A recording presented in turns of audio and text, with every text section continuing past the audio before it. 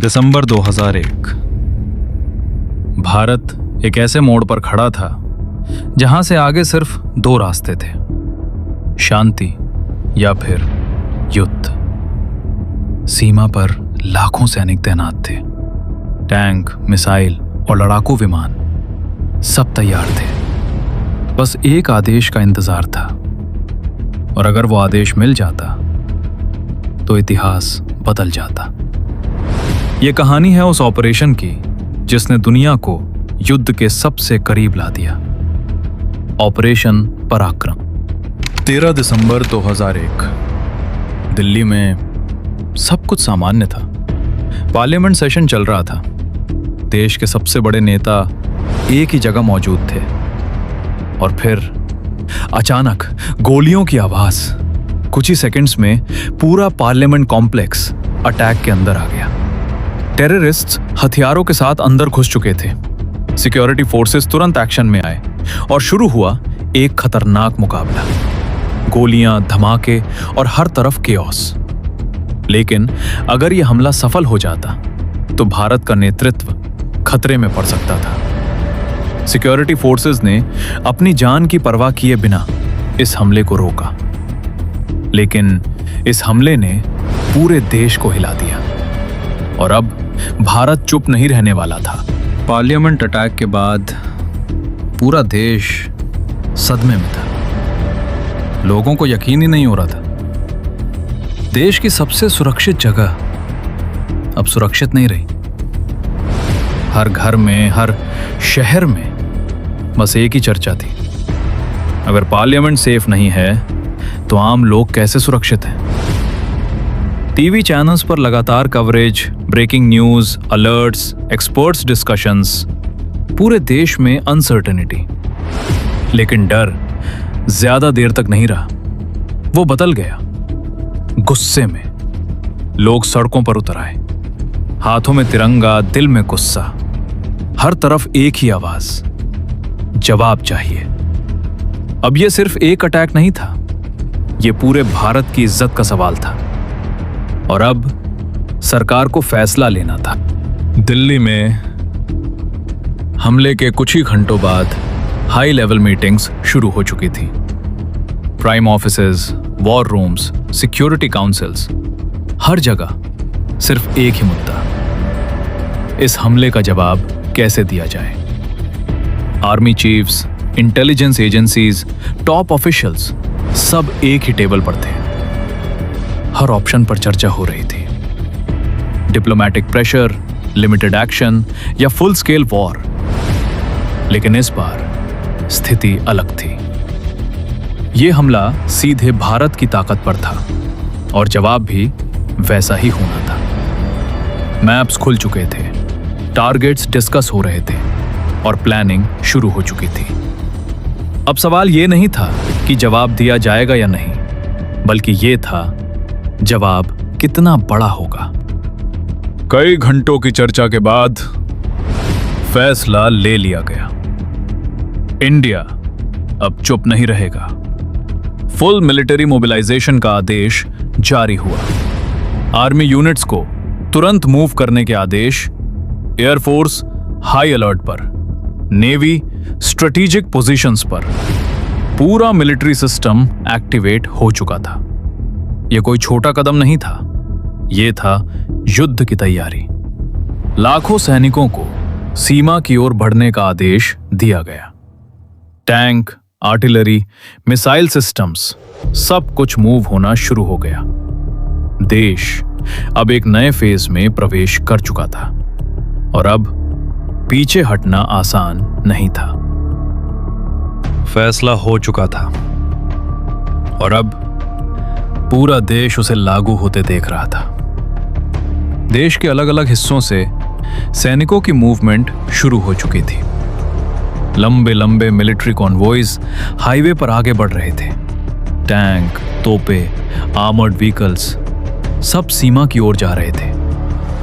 Railway track पर special military trains चल रही थीं, सैकड़ों किलोमीटर तक। सिर्फ सेना की मूवमेंट गांव और शहरों में लोग अपने सैनिकों को जाते हुए देख रहे थे। किसी का बेटा, किसी का भाई, देश के लिए निकल पड़ा था। यह सिर्फ डिप्लॉयमेंट नहीं था, यह था इंडिया की ताकत का प्रदर्शन। और अब सीमा पर तूफान बनने वाला था। जैसे जैसे इंडियन फोर्सेस सीमा के करीब पहुंच रही थीं, वैसे वैसे तनाव बढ़ता जा रहा था। बॉर्डर के उस पार भी मूवमेंट शुरू हो चुकी थी। पाकिस्तान भी अपनी सेना तैनात कर रहा था। ट्रूप्स, टैंक्स, आर्टिलरी, दोनों तरफ पूरी तैयारी। अब यह सिर्फ डिप्लॉयमेंट नहीं था, यह था सीधा आमना सामना। सीमा के दोनों ओर सैनिक एक दूसरे के सामने खड़े थे, बस कुछ ही दूरी और बीच में एक अदृश्य लाइन। लेकिन उस लाइन के दोनों तरफ युद्ध खड़ा था। हर सोल्जर जानता था कि अगला आदेश गोली चलाने का हो सकता है। और अब एक छोटी सी चिंगारी पूरे युद्ध को शुरू कर सकती थी। अब सिर्फ जमीन पर ही नहीं, आसमान और समंदर भी युद्ध के लिए तैयार थे। इंडियन एयरफोर्स हाई अलर्ट पर थी। फाइटर जेट्स रनवेज पर रेडी, बस आदेश का इंतजार। पायलट्स कॉकपिट में बैठे हर सेकंड सिग्नल का इंतजार कर रहे थे। समंदर में इंडियन नेवी भी एक्टिव हो चुकी थी। वॉरशिप्स स्ट्रैटेजिक पोजीशंस पर एनिमी मूवमेंट ट्रैक कर रहे थे। अब यह सिर्फ बॉर्डर कॉन्फ्लिक्ट नहीं था, यह था फुल स्केल वॉर प्रिपरेशन।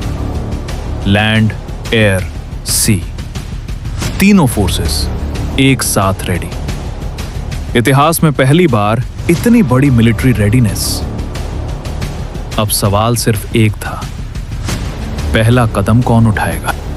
सीमा पर बढ़ते तनाव का असर अब आम लोगों पर भी दिखने लगा था। बॉर्डर के पास रहने वाले हजारों परिवारों को अपने घर छोड़ने के आदेश मिले। लोग जल्दी जल्दी अपना सामान समेट रहे थे। जो कुछ सालों में बनाया था, उसे कुछ घंटों में छोड़ना पड़ रहा था। छोटे बच्चे डरे हुए समझ नहीं पा रहे थे। बुजुर्ग खामोश बस अपने घर को आखिरी बार देख रहे थे। ट्रकों में भरकर पूरा का पूरा गांव खाली हो रहा था। स्कूल, घर, खेत सब पीछे छूट रहे थे। यह सिर्फ मिलिट्री टेंशन नहीं था, यह था युद्ध का असली असर। और अब सीमा पर हालात और खतरनाक होने वाले थे। अब दोनों देशों की सेनाएं सीधे आमने सामने थीं। कुछ ही दूरी पर इंडियन सोल्जर्स और सामने एनिमी फोर्सेस। बीच में बस एक सीमा रेखा, लेकिन उस रेखा के दोनों तरफ हजारों हथियार तैनात थे। टैंक एक दूसरे की ओर मुड़े हुए, आर्टिलरी रेडी पोजीशन में, और सैनिक ट्रिगर पर उंगली रखे। हर पल ऐसा लग रहा था कि अभी गोली चल जाएगी। कोई भी छोटी गलती पूरे युद्ध की शुरुआत बन सकती थी। कम्युनिकेशन, सिग्नल्स, ऑर्डर्स, सब कुछ बहुत सावधानी से चल रहा था। इतिहास में शायद ही कभी इतना खतरनाक स्टैंड ऑफ हुआ हो। अब युद्ध बस एक आदेश दूर था। स्थिति अब अपने सबसे खतरनाक मोड़ पर थी। दोनों देश पूरी तरह तैयार थे। Missiles targeted, fighter jets armed और आर्मीज रेडी टू स्ट्राइक। हर सोल्जर बस एक आदेश का इंतजार कर रहा था। एक कमांड और पूरा युद्ध शुरू हो सकता था। दिल्ली, इस्लामाबाद, दोनों जगह टेंशन पीक पर था। फोन्स लगातार बज रहे थे, हाई लेवल टॉक्स, लेकिन ग्राउंड पर गन्स रेडी थी। ये वो मोमेंट था जहां से वापसी मुश्किल थी। अगर एक भी गोली चलती तो इतिहास कुछ और ही होता। लेकिन ठीक उसी समय दुनिया ने हस्तक्षेप किया। जब हालात पूरी तरह युद्ध की ओर बढ़ रहे थे, तभी दुनिया ने हस्तक्षेप किया। अमेरिका, यूरोप और कई बड़े देश अब सक्रिय हो चुके थे। हाई लेवल डिप्लोमेटिक टॉक्स लगातार जारी थी। इंटरनेशनल प्रेशर दोनों देशों पर बढ़ता जा रहा था। मैसेजेस भेजे जा रहे थे, लीडर्स के बीच बातचीत और एक ही कोशिश, किसी भी कीमत पर युद्ध को रोकना। क्योंकि ये सिर्फ दो देशों का युद्ध नहीं होता, ये पूरे क्षेत्र को अस्थिर कर सकता था और शायद दुनिया को भी। धीरे धीरे हालात बदलने लगे, ऑर्डर्स सॉफ्टन होने लगे और टेंशन थोड़ा कम हुआ। लेकिन ये कहानी यहीं खत्म नहीं हुई। अभी भी सब कुछ दांव पर था। कई हफ्तों की टेंशन के बाद आखिरकार हालात बदलने लगे। दोनों देशों ने धीरे धीरे अपने कदम पीछे खींचने शुरू किए। बॉर्डर पर कुछ यूनिट्स को स्टैंड बाय पर रखा गया। एग्रेसिव पोजीशंस थोड़ी सॉफ्ट होने लगी। यह कोई अचानक फैसला नहीं था, यह था लगातार प्रेशर और डिप्लोमेसी का नतीजा। ऑर्डर्स बदल रहे थे और ग्राउंड पर टेंशन कम हो रही थी। सोल्जर्स जो कई महीनों से अलर्ट पर थे, अब थोड़ी राहत महसूस कर रहे थे। लेकिन अभी भी सब कुछ पूरी तरह खत्म नहीं हुआ था। अब अगला कदम था पूरी तरह पीछे हटना। धीरे धीरे सीमा से सेनाओं की वापसी शुरू हुई। वही हाईवेज जहां कुछ महीने पहले मिलिट्री कॉन्वॉयज आगे बढ़ रहे थे, अब वापस लौट रहे थे।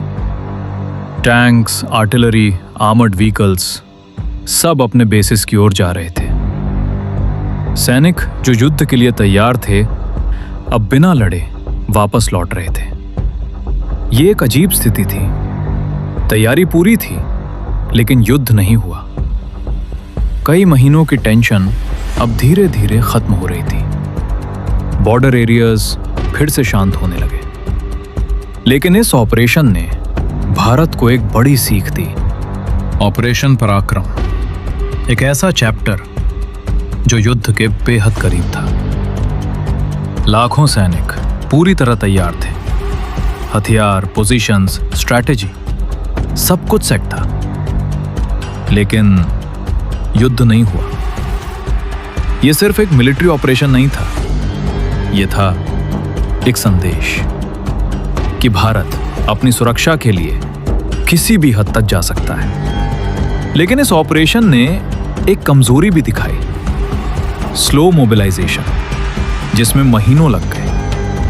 और इसी से इंडिया ने सीखा कि फ्यूचर में रिएक्शन तेज होना चाहिए।